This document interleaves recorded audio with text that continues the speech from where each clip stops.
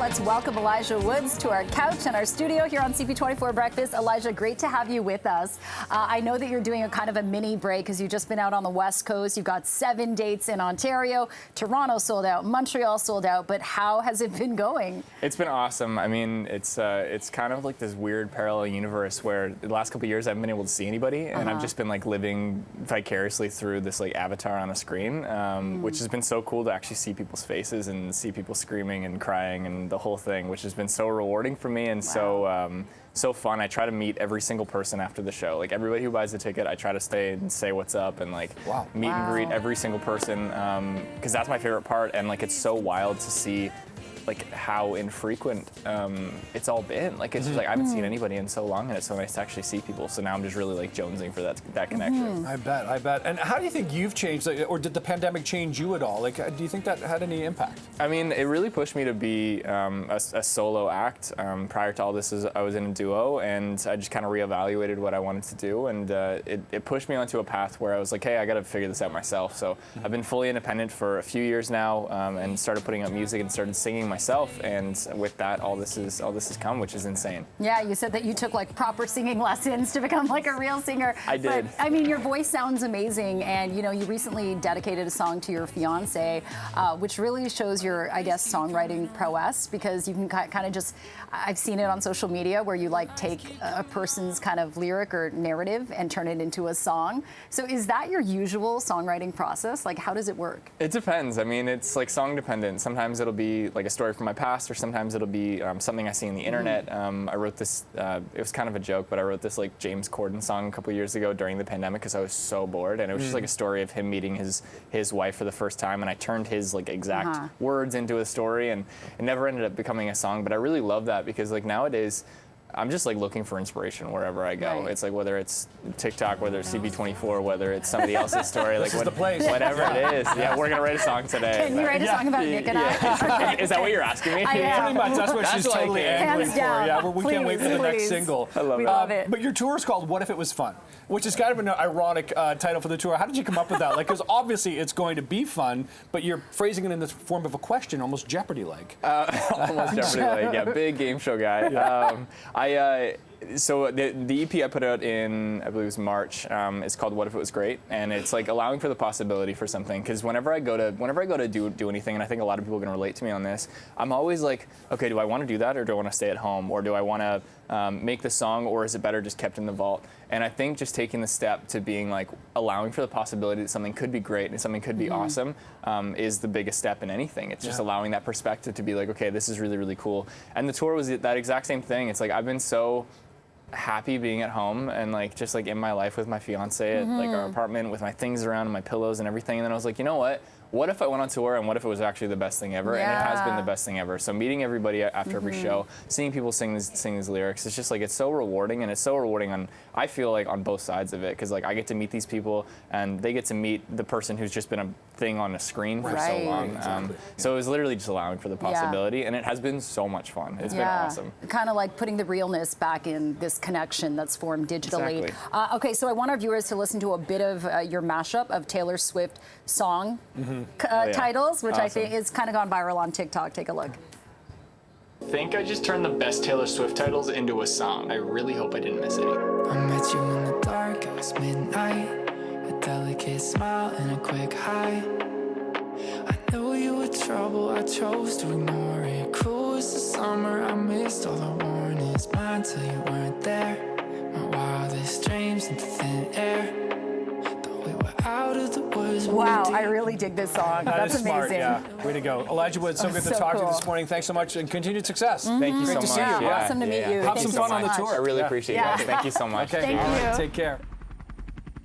Are country music legends Michelle Wright, Jason McCoy, and Doc Walker members Chris Thorstensen and Dave Wassalou. Welcome to the show, everyone. Thanks for having us. So this is so exciting, the Great Canadian Road Trip. You've already been working together and performed recently. So maybe I'll start with you, Michelle. What's it been like touring with this group of iconic country music? I mean, legends, including yourself. But paint us a picture. Are you all together on a bus? Are there, get-togethers at the end of the show. What's it been like? Well, we're on stage all together and sharing, supporting each other with the music and having laughs and telling stories. And for me, it's been a delight, and it's lots of fun. And I know the fans are loving it, seeing their smiling faces out there every night. Truly, I've been done a lot of tours, and I can definitely feel that this one is something that's very special. And hanging out with these guys are great. We've known each other a long time, and we're having some fun hanging together. So Jason, how did this all come together? Because, you know, if you take a look at your bios and just take a look at the awards you've all won, the hits you've all released, how do you get all of these acts on one stage at one time on this kind of a tour?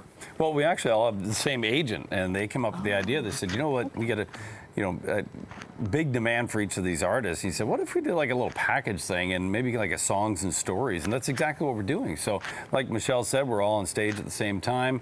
You know, I get to play guitar for Michelle right during her set, and she plays tambourine for mine, and we trade off on those duties. Learning each other's songs and singing along with each other and telling these stories. It's a real intimate evening. Yeah, for sure. And let's turn to you, the members of Doc Walker, Chris and Dave. I mean, you guys formed in 1994, and you're always looking for creative ways to, you know, use your instruments and your sounds. So what has it been like, you know, as a duo to collaborate with these solo artists together on stage? It takes two of us to equal one of them. Yeah, exactly. And I always love when we walk out on stage, they say, so many top 10 hits, so many CCMAs between all of us. And then, of course, they go, two Hall of Famers. Two Hall of Famers, and we're like, you had to go there. But no, it's truly an honor working with these guys. Jay is such an amazing musician, guitar player. Michelle's just Michelle Wright. That's all you have to say. The fans are truly loving it. And like Michelle said, when you look out and you can see the appreciation of the stories, the songs, and to be able to get something like this in one room in one night. I think it's just it's a really special thing, and we can all feel it every night, and it's great. And I mean, Canadian country music right now, it really seems to be having a moment. Like the Reclaws hosted the CCMAs. We had them on the couch right where you guys are sitting just about a month or so ago. How do you assess where country music in Canada is right now? Because it seems to me like it's bigger than it's ever been. It is very, very healthy, isn't it? Like, it is. And I think it's because Canada always gives room for their artists to grow. Whether you're East Coast, Prairies, Ontario, West Coast, it's very, very colorful scene, and I think, like I said, everybody's allowed to be themselves. That's why you get unique sounds in Canada. Yeah, and Dave, I want to ask you, I know that you guys released a new song called She Wants What She Wants. I think first new music since 2017. Will you be performing some of your new stuff during this tour, or is this more about classic hits? This is about delivering people what they want here. The old we play a lot of the older hits actually in this group of songs that we're playing. But And Jason, if people don't know, you were also with Roadhammers. And you play some Roadhammer songs on this tour as well, too. And you know, that's the cool thing with this format. It's intimate enough that we get to not only tell our stories, but we hear from the audience, too. Like, hey, play this, play that. And it challenges sometimes to go back. Yes, break the list. And just did it. And we're going to be playing in Lindsay tomorrow night. Same thing. And a lot of these shows are sold out or closed, too. So get your tickets while you can, because it's one of those things that it's a real special evening, not just for the crowd, but for us, too. Because it's an interactive show, and that's where those requests come from. So we're the soundtrack, they're the party. And Michelle, when you're doing, you know, a solo upstage, are there kind of your supporting acts? Because I don't know if many people know, but you know, you're one of the first country acts in the modern era to have a top 10 hit in the U.S. and also a major award from the U.S. Music industry. So will you be performing that hit song? Oh, yes. Take It Like a Man is the big one, and He Would Be 16 was a real good. I am giving them the hits, and these guys are supporting me and some of that music, they really took the time to learn it for me, and I feel it's really, I get goosebumps up there doing the songs with these guys. It's quite lovely. It's got to be so much fun. Well, listen, I'm sure everyone's going to have a great time at the Great Canadian Road Trip, wherever you may catch them. Lindsay tomorrow night. But again, there are still not plenty of tickets, but tickets available for some of the other shows. So definitely check those out. Michelle Wright, Jason McCoy, Doc Walker, thank you guys all for being here this morning. And good luck with the rest of the tour. Thanks for stopping by CP24 Breakfast. Yeah, look it up. The Great Canadian Road Trip. Have a great day. Vera Wang has become synonymous with wedding celebrations and haute couture wedding dresses and gowns, but she took a big leap of faith, jumping into developing her own bridal brand after working as the youngest senior editor at Vogue and then as a design director at Ralph Lauren. She shares her journey in this latest part of the Audi Innovation Series, and I started by asking her about why she chose to create her own bridal brand. I think what really happened was that I got engaged at 39 and a half. And that's considered quite late, I understand, from people. And at the time when I went to look for a dress, there was very little available to me, having come from Vogue and having come from Ralph. And so that experience of looking for the wedding gown really helped me, or really my father helped me identify this white space that was missing. All the dresses seemed to look alike. They didn't seem that appropriate in terms of age. They didn't seem that innovative in terms of styling. It was more of a commodity, a wedding gown in those days, than an expression of a woman's individuality or her creativity or her style. And I wanted to bring fashion to bridal. So that's why it was my engagement. That's what started it all off, actually. And I think I brought something because I was not in the bridal industry, quite the opposite, actually. And because of that, I think I brought a certain freedom, a certain lack of rules. I just kind of wanted to bring fashion. Fashion was more my goal, and to bring it into a bridal context is what I really did. Yeah, and you certainly try to do even now, so. Yeah, you certainly hit the nail on the head. A+ for that, because you've revolutionized the bridal industry. We know that every celebrity, almost every celebrity, has worn your gown. Every bride wants one. I couldn't afford one, but if I ever get married a second time, I'm getting one. Vera, yeah. You're gorgeous. I'm not worried for you. Thank you so much. I want to talk about what happened this past March when you were honored at the White House by U.S. President Joe Biden, receiving the National Medal of Arts. This is an award that's given to, people who have advanced arts in America and has inspired others. Now, I've heard you in previous interviews say that this moment was surreal to you. You were totally surprised by it. But I want to get in your head. I want you to tell us what those raw emotions you were feeling as he put that medal around your neck. What kind of flash frames from your past got you so emotional in that moment? Well, I have to be honest, it's more being in the White House, period. I have been there a few times in the past. And I have to say, something about walking into that building is, it's just overpowering. I mean, there's no way to be blasé about walking to the White House. And I think just the very structure and the history that implies is something that's very moving. But also, I think this award was particularly intimate. It wasn't a very, very huge audience, mostly for the inductees or the recipients and their families. And I think the enormity of it when you actually walked into the room was what really struck me. Because, you hear it and you kind of go into shock and you kind of say, why me? And what am I doing here? And you feel like an imposter and all these other things race through your mind when you first hear. But when you're actually there and you're walking in, and this is the building that so much history was created in. And when you walk into that room for the award, you realize that you're a part, in some way, you're a part, in this particular instance, about the cultural history of America. Yeah, that's pretty amazing. And, you thank Biden for recognizing you as a woman, a mother, an entrepreneur, and a Chinese American. Yes, absolutely. So very important. Vera, out of time very quickly. I don't know if you ever get design block when you're creating one of your dresses, but what's your message? All the time, going through one right now. That's a relief to know. What is your advice to people struggling creatively? It's very scary because fashion's on a schedule. And I think what you have to do, and I've learned to let go. When something's not working, I actually walk away. That's the hardest thing. That's the antithesis of what any of us would do on any project. When something's really hard, you kind of want to dig in more and fix it or solve it or what. That's your first inclination, I believe.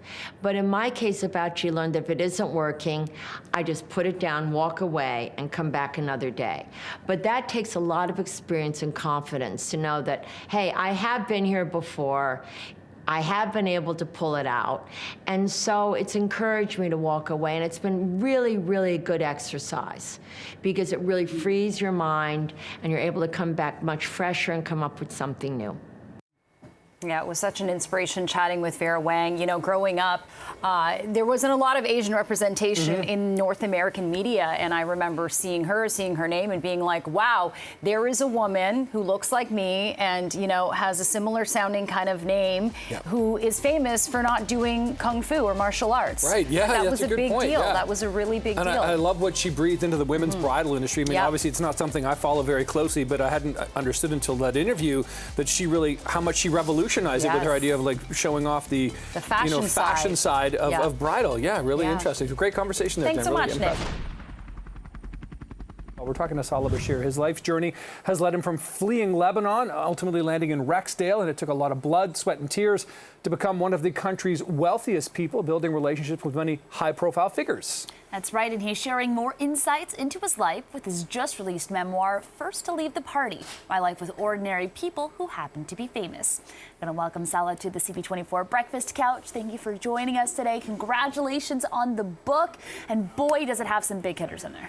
Thank you very much. Thank you for having me. And by wealthiest, I think you meant friends. I don't want to alert my bank so early in the morning. Good point. And I love the title because you talk about ordinary people who happen to be famous. You know, we frequently are attracted to headlines that say, they're just like us, famous people. But your experience is that they are just like us. I mean, there was a period they are like us. They have the same needs. There wasn't 14 publicists. They didn't tell you that you should have 2 minutes just talk about the movie. A lot of these experiences are away from the camera. When people needed alone time, needed to be away from a role they're playing or from being looked at or gawked at or not trying to finish a meal or something. Right. And to have your life from where you started interwoven with some of these big hitters, walk us through what that was like, entering this world for the first time and now becoming one of the staples in it. Well, I mean, for me, it was a job, like for you. You know, I needed to get an interview from them. They had a story to tell. And we did, in the early video business, we did a lot of gala where we paid tribute to people at the end of their careers who some may have forgotten, like, you know, Ginger Rogers or Douglas Fairbanks Jr., Janet Leigh, Jimmy Stewart. And we got to know them that way. And home video also afforded you a chance to meet people later in their careers. You go interview Gregory Peck when the video release of To Kill a Mockingbird was coming out.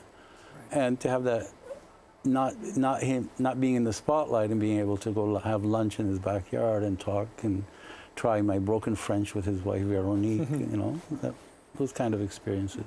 And some people, Salah, may not know the fact that you were very senior at Cineplex and also helped launch the Scene Card, which of course is one of the most popular loyalty programs and brands in this country. I wonder if you look around at all of the other loyalty programs in this country and ever think about how Scene has managed to get to where it is as compared to some that have come and gone. And, you know, what was the secret? What's the secret sauce there that you think has helped continue the success there? I think the Scene program we launched on an instant gratification. You didn't have to wait forever to get your airline points or to get something, that you could go see a movie instantly, that you can collect points instantly, and it was easy to use, and that was the key to it. I think it's the key to its success. Absolutely. And I want to talk a little bit more about this book. What can someone who's picking it up expect? Is it the life of you, the life of these people, or somewhere in between? After the launch, Margaret Atwood called it memoir-ish. So it's my life with different people, but you get to find a little bit about my own struggles and different people's struggles, whether it was body issues, whether it was weight, whether it was acceptance, whether it was community. People had been discarded, like a Marlon Brando or Elizabeth Taylor or Orson Welles, because of their weight, or had been made fun of or couldn't get jobs at the end. And so it weaves in and out through it. And you released some things in this book. You talked to us before we came up on air about like rejection letters in this book here as well. Could you talk a little bit about that element to your book, that you're really putting it all out there? Well, not a rejection of events. So someone actually, someone took the time to say, like Kirk Douglas, to say, I'm going to be in Europe. Sorry, I can't come up. And it's not like you don't hear about it. Or Katharine Hepburn, who wrote a beautiful letter that's in the book and saying she doesn't want to pay that price of fame, you know, near the end of her career. But again, what was thinking in a way, she won 4 Oscars and never showed up. Was she going to come up to Rexdale to a video convention? Well, you hope others had. Why not? You try. Absolutely. Right? And it's clear that you're a trailblazer, not only in that scene, but even amongst the creative choices you made on your book, one of them being putting your pronouns on the cover, something of a pioneer in that nature. Talk to me a little bit about gender identity, how it relates to you, and why you thought it was important to do that. You know, it was a simple gesture. We had not, you know, Penguin Random House looked it up and had not seen it, had never done before. And it was a simple gesture that I think a lot of corporations could do. A lot of people could ask people to put their gender pronouns, and makes it easier and takes the onus off of trans people or people transitioning or other people. And I know in certain provinces here they're trying to ban that, and which is, you know, as if they had nothing else to do except pick on queer people, really. Yeah. Well, listen, Sal Bashir, good luck with the book. The book is First to Leave the Party, My Life with Ordinary People Who Happen to Be Famous. A real pleasure to meet you and speak to you this morning, Sal, and good luck with the book. I know you're going to be featured in Variety magazine coming up very soon. Thank you very much. Okay, great to meet you. Oh, we also want to give you a chance to do a little shout out. Go ahead. Right, yes. Yeah, before we go, hi, Christopher. I'm here on CP24. Thank you. All right. Christopher's watching as well. Sal, thank you so much. Really great to meet you. Thank you very much. A celebration of all things pickle is being held this weekend. The inaugural Pickle Fest features more than 50 vendors and just as many ways to enjoy the crisp and tart brined pickles. Here for a closer look at what awaits at Pickle Fest, I'm sure many of us can guess what might await, is Aiden and Elise. Aiden, walk us through what people could expect from actually attending Pickle Fest. Thank you. Yeah, I'm the owner of Henderson Brewing Company, and we're throwing Toronto's first ever Pickle Fest and all things fermented. So we have 50 vendors. About 20 of them are selling traditional pickles, but then we have people doing pickled donuts, pickled pizza, pickled desserts. We're going to be walking around with pickled popcorn. We also have a kids section. Kids 16 and under are free. There'll be face painting. You get a fake pickle tattoo. And we're going to have DJs. And we are going to have breakdancing pickles at the event as well. I love that, because there are a few people in this newsroom that are big pickle fans, myself included. Elise, talk to us a little bit more about what people can actually expect when it comes to getting into the pickles.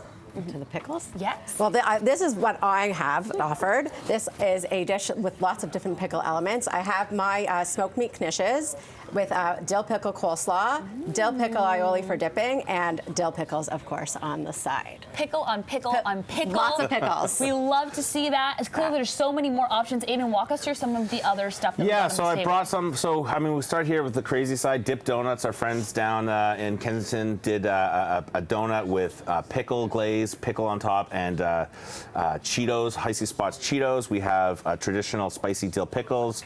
We've got pickled turnips, pickled carrots, and then we'll even be Coslicks. We'll have our Rush branded Henderson mustard. So Getty and Alex, their own beers in there. So mustard is available as well. It's a thing fermented.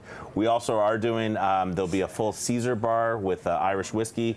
We're doing our pickled seltzer, cucumber lime, Schmelzer seltzer, and we will have other beer available because it's a Henderson Brewing Company, obviously. So we're a brewery first and foremost, but everybody loves pickles. The smile on your face is basically, special place in our hearts. A special place in everybody's hearts, really. And that's what we're really trying to do. Henderson's all about community. It's all about bringing people together. It's all about the spirit of Toronto. We're located on Sterling Road at Bloor and Lansdowne. And Pickle Fest is just something that's really taken off. So there's still tickets available. You just have to go to our website, hendersonbrewing.com. There's a quick, easy link. Please buy tickets. I will say a lot of people are saying they're just going to show up, but the vendors like Elise really need to know how many numbers are coming. So it's really important. For everyone. The last thing we want to do is have an angry pickle mob outside. That's the absolutely. And before we have one in this newsroom, I got to bring in Lisa. Lisa is our resident pickle fan. Hey, so nice to meet you. Nice to meet you. Sommelier. I am drooling, literally. We should divide and conquer here. I think you should do the croquettes because I can't do meat, and maybe I'll dig into the donut. I mean, can we just do all of it? Yeah, I mean, yeah. Okay, fine. So that do you want to too. trade spots? Yeah, Let's yeah. You go this way. I'll go this way. Do I just like grab and go for it? Yes, try the donut. All right. Ready? That There's no so classy good. way. No, you just gotta go for it. Okay. Oh my gosh, show that little cross section too, because that looks amazing. And then I'm gonna dig into this donut. So walk us through what's on here, because it's clearly not just No, pickles. there's a pickle glaze, and then there's obviously Cheetos, spicy, crispy Cheetos, and then a pickle. So it's really great. You know what, I gotta say, the vendors have gotten really kind of out of their comfort zone with this. Our friends, Mama June, who are Armenian pizza makers, are actually doing a pickled pizza. And a lot of the social has been like, I'm gonna have a beer, but is there pickled pizza? We're like, yes, there's actually pickled pizza. Okay, well, is there pickled popcorn? Yes, there's pickled popcorn. So we're ticking all the boxes. And yeah, the first 2,000 adults that come get a free slap koozie. So we'll show you, these things are wonderful. You just put it on your beer, slap it on, and then you walk around with a slap koozie. So we just got these in. Yeah. So you can walk around, you're having your beer, you're having your salsa. Yeah, absolutely. I'm going to walk away with that. You can have this one. With this. Absolutely. Like, I mean, I'm all things pickle. And Ada, before we let you go, please, for one more time, let us know where Pickle Fest is happening, how long it's happening, where should people go to learn more? Thank you. And Henderson Brewing Company, which is located at 128 Sterling Road. So Sterling Road is where the Museum of Contemporary Art is. It's where the new Chironi's on Sterling is. So it's basically between Bloor and Lansdowne. It's from 11 to 7 tomorrow. We will probably sell out. Please get tickets ahead of time. Go to our website, hendersonbrewing.com. Click on Pickle Fest. We also have an Instagram that's kind of taken off. And yeah, we hope to see as many people down there tomorrow as possible. It's going to be a lot of fun. And the weather, actually, if you look at the weather, it's rain. Tomorrow it's clearing. It's also my birthday, so we're throwing Pickle Fest on my birthday. Happy early birthday. Thank you. Happy So there's pickle birthday to you. me and 2,000 of my closest pickle friends will be celebrating my birthday. There you go. And me and Lisa. Thank you guys so much for joining us today, bringing the pickle down to the breakfast show. We'll be back with more news right after the break.